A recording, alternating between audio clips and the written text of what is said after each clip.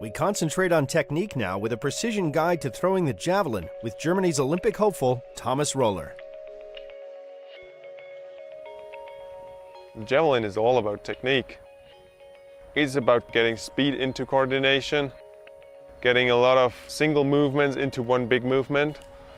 You need to know how to get the power you have into the throws.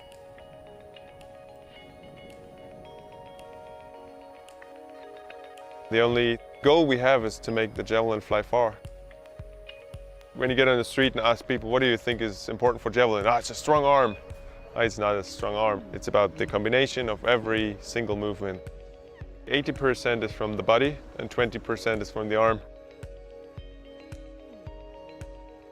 My coach he always said it's about hand-eye coordination in the javelin, because we need to control the tip. We see the tip right here, and our hand needs to do it somewhere there. We don't see the hand. And the table tennis, which we use for warm-up, is almost the same. We see the ball coming quickly, so we need to react quickly. The javelin technique is that the point needs to point to the direction I throw every second I'm standing on the run-up. I don't have the opportunity to do movements where my back moves a 90-degree angle to the direction I throw. There's no rotation moves or anything possible. What the arm does, that makes the javelin fly. I don't produce power, but I do the precision with the arm. We're going to start with them sticking throws, so we will have a short arm just to get the feeling for the tip, for the javelin, and then we will continue with some more power, more speed, but first it's about the feeling. I'm having a look at the flight of the javelin. It's easy to control myself because I see what I'm doing. So the next thing we're gonna do is to get a longer arm, so it looks more like the competition javelin throw. The elbow is getting involved into the throw, so we lift the elbow more, get a longer way, and by that we will throw much, much further. The javelin is a high precision implement. Every competition they are measured, they are weighted. The center of gravity of the javelin itself is on a specific point. It helps to make the javelin land, and it helps to make the javelin not fly too far as it did before, when the first world record was 104 meters and it got dangerous for the high jumpers. The grip to grab a javelin tight is quite important to get the power on the javelin. So the way I do it is to put my pointing finger right behind the cotton grip here and wrap the other fingers around, and the thumb helps me to control the angle of the javelin.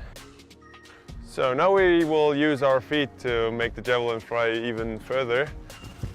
The foot just produces speed first, and then they put the power from the run-up into the javelin by blocking.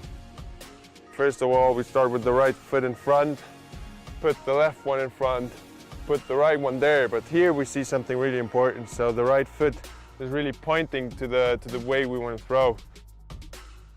You get all the power in here.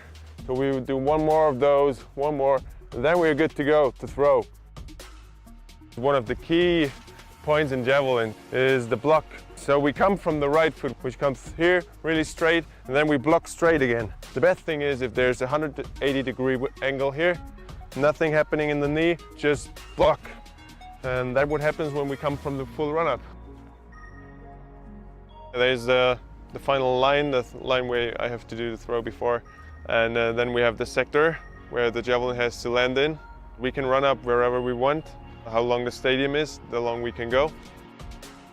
When I throw like 3 meters before the line, they're gonna measure it on the line. If I throw on the line, they're gonna measure it on the line. It's my decision where to throw and how many meters I need. If you start thinking about the line, you will break too early. You will lower your speed in the run-up. You will think about the line that you want to stop. But javelin is all about one direction and full power. I look at some points, far away in the distance. It's important that the point I look at is quite far away from me, so the angle doesn't change when I run up 30 meters. That helps me to get the right angle for the conditions in competition. I just love to see what I did. I'm one of the only sports where I perform and then I can watch my own work, because it's flying there, it's flying quite long, and if it's flying a long time, then I did a good job and it's going to be probably a good throw.